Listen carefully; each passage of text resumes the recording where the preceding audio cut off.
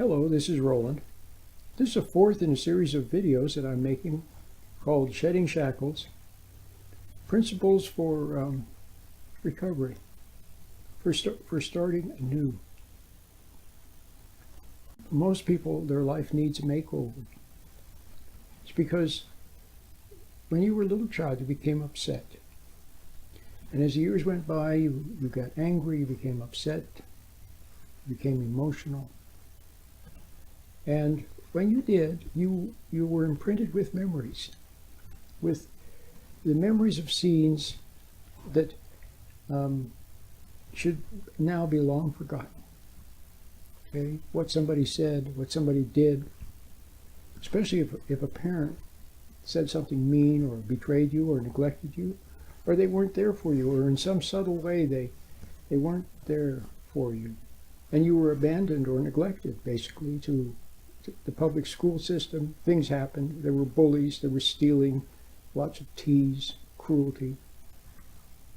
And those things got to you, and before long, those things, being teased and challenged, became the major part of your life, of those things, and then your reaction to them, your response to them. It became a trauma. A multitude of traumas, because you reacted with upset and with resentment and with anger. And before long you went around and then you encountered situations and people that were like the ones who had upset you before, like the ones who had been cruel before, situations like the one that had upset you before. And before long you're reacting to those at various levels. And so your whole life is like you're driving around with the brakes on. Your whole life is always being upset, always reacting, always being emotional, always, see? And then, of course, there's fear. Fear of encountering the situation again like the one that happened in the past. And then there's worry. And through all of those reactions and upsets, reacting to tease, see, or challenge. See, challenge is a tease also, challenging you to be more, to study more, be better, to be good, see, always challenge you to perform better, to win for the coach, more, see? That's also a tease to your ego. And then, of course, there's raw tease, all kinds of tease. And then there's pressure, which is also a tease. When you start, it's like a tease or a temptation that's there. And you don't even know it's there until you respond to it, until you react to it. And then after you react to it, then you become sensitive to it, and then you become subject to it. See? You can remember when you were a little tiny child, there were all kinds of things going on. Didn't bother you. You kind of lived in your own little world. It was sweet, okay? But then as the older you got, the more you became sensitive to people, what they said, the way they looked at you, what they thought about you, what they said behind your back. See, you became very sensitive to people, and then you reacted. And you became afraid of speaking up because you were afraid of what they would say. See? So, or what they would do. Well, okay, so that became the focal point of your life, and then you know what happened? You lost yourself. You became a creature of trauma, a creature of reacting, a creature of emotion. See? And so between reacting and responding, or hiding and avoiding, see, and trying to keep yourself from reacting, and the more you tried, the stronger the emotions became, and trying to push everything under the rug and push it under the surface, but then it came out anyway. That's what your whole life became, and then it became symptoms. See, the upset, the unhappiness, the misery, the fear that came from all those reactions. Well, then you started to try symptom removal. So you may have tried marijuana and drugs and alcohol, and see, and the love of the world, other people's approval and other people's love. But you found out it didn't satisfy.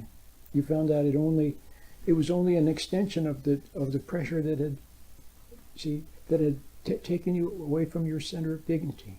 So you lost yourself. So now you don't know who you are. You have no idea what you might have been had you never reacted to the pressures and to the teases and the temptations. If you never had, why, you might have been an Einstein or a Madame Curie, a Ruth, see, a Susan B. Anthony, a Beethoven, a Mozart.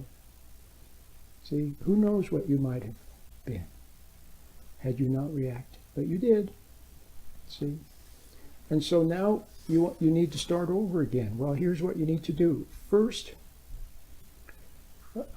with the help of my meditation, you need to learn how to become centered again and get out of negative thoughts. See, now those thoughts that rise up, those are the result of having reacted to and responded to temptations. And see, your mind is awash with images. And every day you go out in the world and react and react and react, and then at night you lay down in bed and all the images of what happened that day keep parading before your mind. And the next morning you get up and the world, and the first thing is the world is on your shoulders. The weight of the world is on your shoulders. Oh no, a bill I have to pay, somebody I have to talk to, something I have to do. See, those are reactions too. See, if you didn't react, then each moment would be fresh and new, and you would simply do what needs to be done, see, without emotion, and then it would be over, and then you do the next thing. So what you need is a total makeover. Start with my meditation, okay?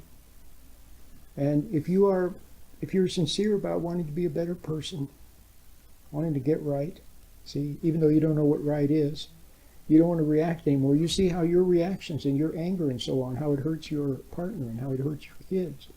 So, if you're willing to know the truth, okay, even if the truth means you have to see your own failings, see, then if that's the case, then the meditation will most likely work for you. It'll help you to get centered. Then you can go out in the world a little bit calmer, a little bit distant, not so reactive. So you'll stop reacting and overreacting to new pressures. And then the meditation also helps you to stand back and observe the memories from the past that surface. Okay? Just observe them without reacting to them and without getting lost in them. See? It's very important. And it'll also help you not to get lost in imagination and daydreaming, see, and visualizations, where you float away from reality. You need to be back in reality where the birds are singing, see, and the wind is blowing in the trees. Meditation is very simple. It's only 6 minutes long. You practice it every morning, every noon, and every evening.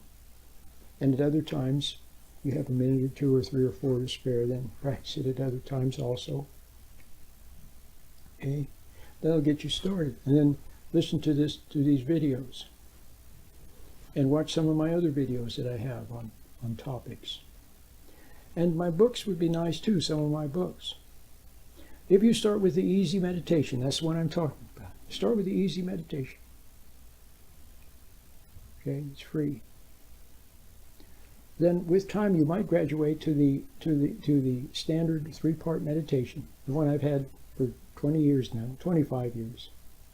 And that consists of I believe it's 3 parts, 3-part meditation. It's a download. It's only it's a suggested donation of $10, okay, using PayPal, okay, at sheddingshackles.com. But with the download, you get an ebook, okay. You'll get the ebook, Becoming a Friend of God. This is a very nice book. It'll be a good read for you, Becoming a Friend of God. You'll get it in ebook form. If you get it online, you'll get it immediately in ebook form, okay? And you'll also get in ebook form a brief introduction to stress management, which is also very good, okay? And then I think you also get this Guide to True Peace, which is a republication of some beautiful spiritual writings from a long time ago. I think you'll enjoy it. So those would be nice reading material and you'll understand them. If you start to do the meditation religiously, then you'll understand these, okay? So, lots of resources for you. My name is Roland.